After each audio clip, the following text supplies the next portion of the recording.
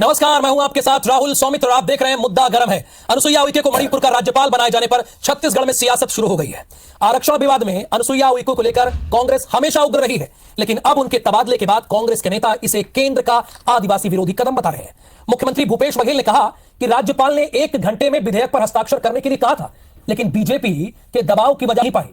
वहीं कांग्रेस के प्रदेश अध्यक्ष ने यह कहा कि आरक्षण विधेयक पर हस्ताक्षर करना चाह रही थी, लेकिन बीजेपी दबाव बना रही थी। यानी मुख्यमंत्री भूपेश बघेल कह रहे हैं कि सरल महिला है, बड़ी बहन जैसी है। बीजेपी के लोग राजभवन को राजनीतिक अखाड़ा केंद्र बना देते हैं, राजभवन को, यह कहा है।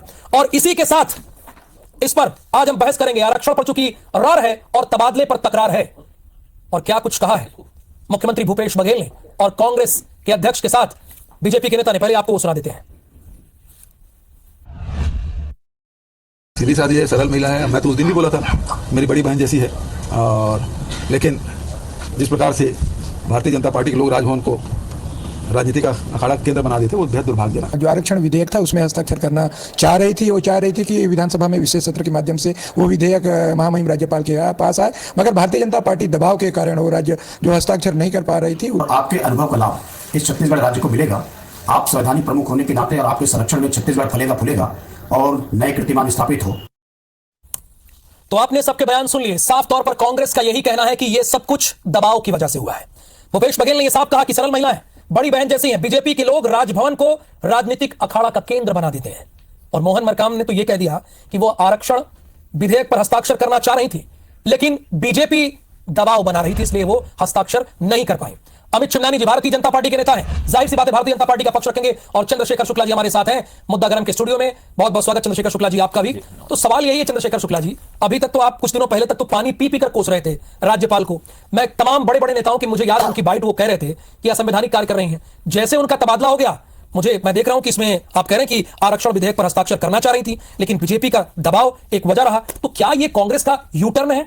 नहीं राहुल जी, यू टर्न नहीं है, ये सीधी सीधी लाइन वाली बात है। देखिए श्रीमती अनुसुईया उइके जी अविभाजित मध्य प्रदेश से आती थी, जिसमें छत्तीसगढ़ भी शामिल होता था, और वो जिस समाज से आती थी, आदिवासी वर्ग से, वो कहीं ना कहीं मूल निवासी थी। और उनकी मूल निवासी के प्रति, एससी वर्ग के प्रति, एसटी वर्ग के प्रति, ओबीसी वर्ग के प्रति सहानुभूति थी। वो चाहती थी, वो काफी मेहनत से, संघर्ष से ऊपर आई थी, और वो चाहती थी कि इस वर्ग को सम्मान मिले, अवसर मिले, आगे बढ़ने का अवसर मिले। इसलिए उन्होंने कहा कि चाहे अध्यादेश लाएं या हो सके तो शीघ्र कानून लाएं, और जिस दिन आप लाएंगे मैं 1 घंटे के अंदर हस्ताक्षर कर दूंगी। उनकी मंशा भी थी।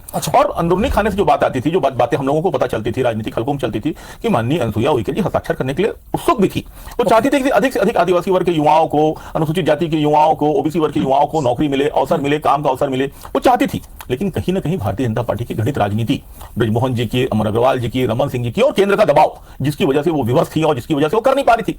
तो निश्चित तौर पर, यानी बीजेपी के बड़े नेताओं के दबाव में, तो निश्चित तौर पर इसलिए उनको तबादला किया गया। और छत्तीसगढ़ से छोटे अपेक्षाकृत राज्य मणिपुर इसलिए भेजा गया, वो पारितोषिक नहीं है। जैसे देखिए हमारे झारखंड के जो राज्यपाल थे रमेश बैस, उन्होंने अच्छा काम किया, उनको उठा के महाराष्ट्र भेजा गया। तो एक प्रकार से जो एक संदेश जाता है कि छोटे राज्य से बड़े राज्य जाना और छोटे राज्य से बड़े राज्य से छोटे राज्य जाना, ये संदेश है कहीं ना कहीं वो उनके प्रति वो था, और एकदम हटा तो सकते नहीं थे। कि उनके साथ ज्यादती हुई है। जी निश्चित तौर पर वो दस्तखत करना चाहती थी, और वो इस वर्ग के प्रति उनका था। चिमनानी जी, चूंकि वो दस्तखत करना चाह रही थी आरक्षण विधेयक पर, और उन्होंने कहा था 1 घंटे के अंदर कर देंगे, लेकिन चूंकि बीजेपी के लोग राजभवन को राजनीतिक अखाड़ा का केंद्र बना दिए हैं, ऐसा आरोप है कांग्रेस का, इसलिए उनका तबादला कर दिया गया और उनका डिमोशन कर दिया गया। मैं आपके लोकप्रिय चैनल के माध्यम से सबसे पहले प्रदेश के राज्यपाल अनुसुईया उइके जी को बधाई और शुभकामना देता हूं कि उन्होंने अपने राज्यपाल रहते राजभवन के दरवाजे इस प्रदेश की गरीब शोषित जनता के लिए खोलकर रखे, और बस्तर से पैदल चलकर लोग श्रद्धा भाव से उनके पास आते रहे। ऐसे राज्यपाल का हम देखने को मिलते हैं। आज कांग्रेस के नेता जिस प्रकार की बयानबाजी कर रहे हैं, इसके जस्ट उलट बयानबाजी पिछले कई महीनों में कांग्रेस के छोटे से छोटे नेता, प्रवक्ता, मंत्री और मुख्यमंत्री तक ने की, जिनको आज बहन बताया जा रहा है।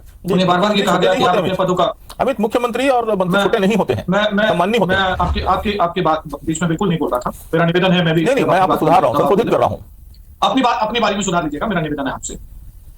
तो छोटे से छोटे नेता हों या बड़े से बड़े नेता हों या सम्माननीय मुख्यमंत्री जी हों, उन्होंने ये तक आरोप लगाए और बार बार कहा कि राज्यपाल संविधान के अनुसार से कार्य नहीं कर रही है, अब वो अपने पद का दुरुपयोग कर रही हैं, वो कानून का उल्लंघन कर रही हैं, और ऐसे कई अपशब्द जो मैं नहीं यहां पर कह सकता। वो एक महिला आदिवासी राज्यपाल के खिलाफ कांग्रेस के नेताओं ने कहकर महिलाओं का भी अपमान किया, आदिवासियों का भी अपमान किया, और संवैधानिक पद राज्यपाल पद का भी अपमान किया। लेकिन आज भी जब वो अब यहां से विदा होने वाली हैं, आज भी राजनीति करने आ गए और कह रहे हैं जाते जाते साइन कर दीजिए। मेरे विनम्र प्रश्न है, राहुल जी मुझे समय दीजिएगा, अभी मुझे बोलने नहीं मिला जितना शुक्ला जी ने बोला। राजभवन ने केवल कुछ सामान्य से प्रश्न पूछे थे, जिसमें एक महत्वपूर्ण प्रश्न था क्वांटिफाइबल डाटा आयोग की रिपोर्ट। वो किस तकिए के नीचे है, वो किस गुफा में है, वो किस बक्से में बंद है, किसी को नहीं पता।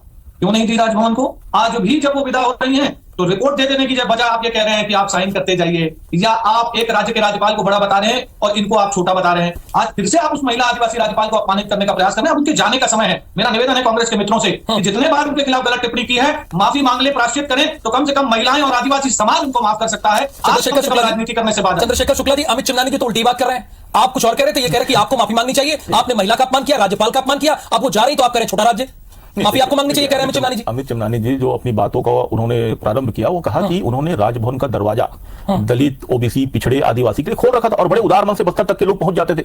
ये इस बात का घोतक है कि उनके मन में उस वर्ग के प्रति कितना स्नेह था और वो चाहती थी आप लोगों ने भला हो। फिर बात बीच में आप लोगों ने क्यों टिप्पणी की उनके खिलाफ? हाँ, मैं बता रहा हूं, लेकिन हम लोग ने टिप्पणी उनके ऊपर नहीं की, हमने उस प्रक्रिया में टिप्पणी की जो राजभवन का अधिकार नहीं है। राजभवन का संवैधानिक अधिकार नहीं है कि विधानसभा से पारित किसी बिल को रोका जाए, पहली बात। दूसरी बात, हम और हमारी सरकार की मंशा थी, माननीय भूपेश बघेल जी की जो दिली ख्वाहिश थी, वो ये थी कि एससी वर्ग के, एसटी वर्ग के, ओबीसी वर्ग के लोगों को अधिक से अधिक अवसर मिले। और जब यह अवसर नहीं आया तो यह जो कि भाजपा का दबाव, पॉइंट पे रहिए ना शुक्ला जी, पॉइंट पे रहिए ना। इसलिए देख राहुल जी, दर्द क्यों है? तबादले से आपको पॉइंट पे आइए ना। दस्तखत उन्होंने नहीं किया राहुल, पॉइंट पे राहुल, दस्तखत उन्होंने नहीं किया और किसी के दबाव में नहीं किया, तो दर्द तो होना लाजमी है। तबादले पर दर्द देखिए राहुल जी, तबादले पे नहीं, क्योंकि उन्होंने भाजपा के दबाव में हस्ताक्षर नहीं किया। इस बात का दर्द तो कांग्रेस के हर मन में पीड़ा है और हम अभी भी चाहते हैं कि जाते जाते वो छत्तीसगढ़ को उपहार देके, पारितोषिक देके। व्यक्तिगत आपसे और कोई रंज नहीं है, व्यक्तिगत राज्यपाल जी तो हमारे संवैधानिक मुखिया, उनसे क्यों रंज होगा? ये तो संघीय ढांचा है। तो ये तो पूरे छत्तीसगढ़ में देखा, मध्य प्रदेश में देखा। आप कह रहे हैं संवैधानिक काम कर रही है, तो आपने कहा ना। राहुल जी, जो नए आ रहे हैं उनका भी स्वागत है, वो हमारे संघीय ढांचा की व्यवस्था है। जो नए आएंगे राज्यपाल, उनका भी स्वागत है, उनसे भी अपेक्षा की जाएगी। बल्कि हम तो चाह रहे हैं कि जाते जाते अनसुईया उइके जी आशीर्वाद स्वरूप, उपहार स्वरूप, पारितोषिक स्वरूप